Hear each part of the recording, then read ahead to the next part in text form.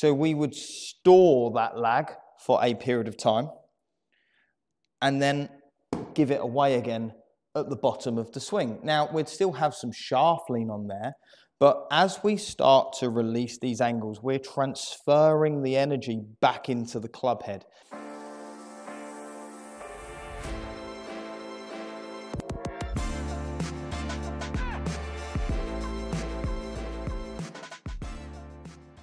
Hi everyone, and welcome back to my channel. In today's video, we're going to be discussing the word lag. Now, what is lag? Do we need it? And how can we get it? So for me, lag is really important because it is the thing that stores energy and allows us to then transfer that energy back into the club head for power and strike. So just recapping on that, lag is where we'd go to the top of our swing and this angle between the forearm and shaft would either maintain or perhaps get a little bit smaller for an amount of time. And this angle we're applying to the shaft we would describe as lag. Now again, lag is important because that is what helps us create speed at impact. So we would store that lag for a period of time and then give it away again at the bottom of the swing. Now, we'd still have some shaft lean on there, but as we start to release these angles, we're transferring the energy back into the club head. Similar to if I had a tea towel or a towel of some description, and I swirled it up like that, I would have to fling my wrist back, store the energy, and then unload it, and all that energy goes into the tip of the towel to make the noise. Whereas if I swirled the tea towel or the towel like this and I just moved and I didn't flick at any point, we'd be transferring no energy into the end of that towel.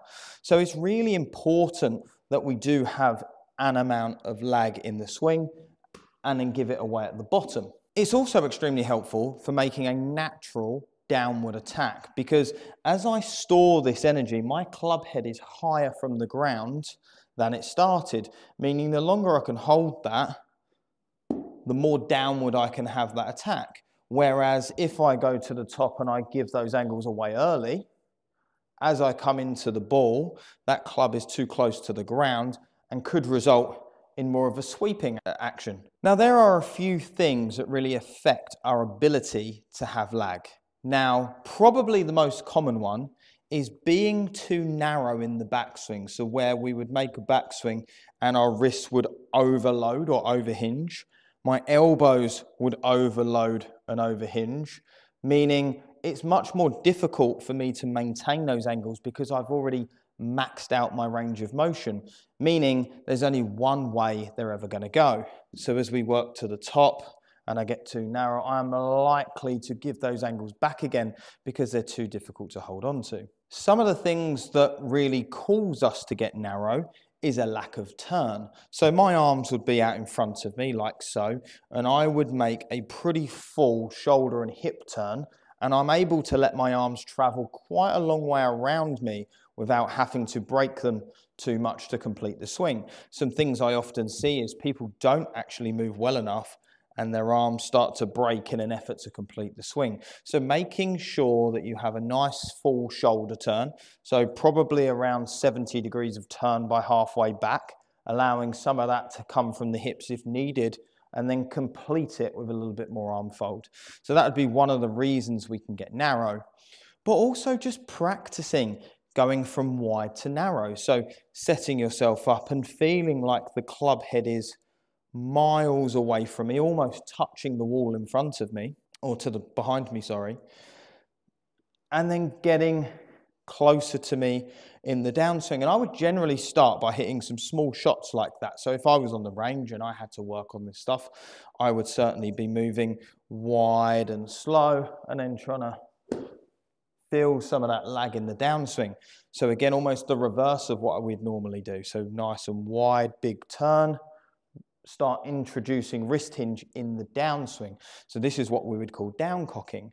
So as you start to work to the top, I then start to cock my wrist as I start to work down. It's a really nice way to train that lag. So wide, cock, and then hit. And I really feel the only way I can hit the ball now, once I've done this, is actually to fire my arms and wrists again. And I think we've been taught for too long that, we shouldn't use our hands and wrists when actually we really do need them for speed. So one last time, working to the top nice and wide, feeling that lag happening in transition, and then feeling the whip of the club at the end again. One of the other things that can really affect our ability to hold lag or even create it is the way we hold the club in our left hand. For example, if my wrist, and I guess you guys can do this as well, if my wrist was in too much of a bowed position, it's very difficult to have it hinge upwards. Okay, so we call this radial movement. But if my wrist is too bowed, it's very difficult for me to have that radial movement. Now, if I had a hand that was really, really strong or cupped, it's way easier for me to have that up and down motion of the grip. Now, that relates very much into the way that we hold the golf club. So if I am a player that has quite a weak grip, so my left hand is twisted right round to the left, and I guess for you to explore this, if you put your hand right under the shaft, try and hinge up and down. Now I can do that, but quite a limited range of motion. Whereas if I have my grip right over the shaft like so and do the same thing, I can definitely feel like I have way more range of motion moving upward when I grip it much stronger, or my left hand much more over, creating more cupping in this wrist from the get-go. Now understand that changing your grip will result in different ball flights. So the stronger the grip, the likelihood is it's going to shut the face more, and the weaker the grip, the likelihood is it's more going to go to the right. So just be careful when toying around with this, because we don't want to change the direction if it's already good. So moving that a little bit more on top will certainly allow me to create more angle throughout the swing, okay? So for me, those are certainly two pretty big reasons that I see when I see players come into my studio of why they really struggle to create lag or any sort of speed, and then struggle to hit down on the ball. So the better that we can get those angles, and potentially the longer we can store the energy, I can then give it away at the end, creating a much more powerful golf swing.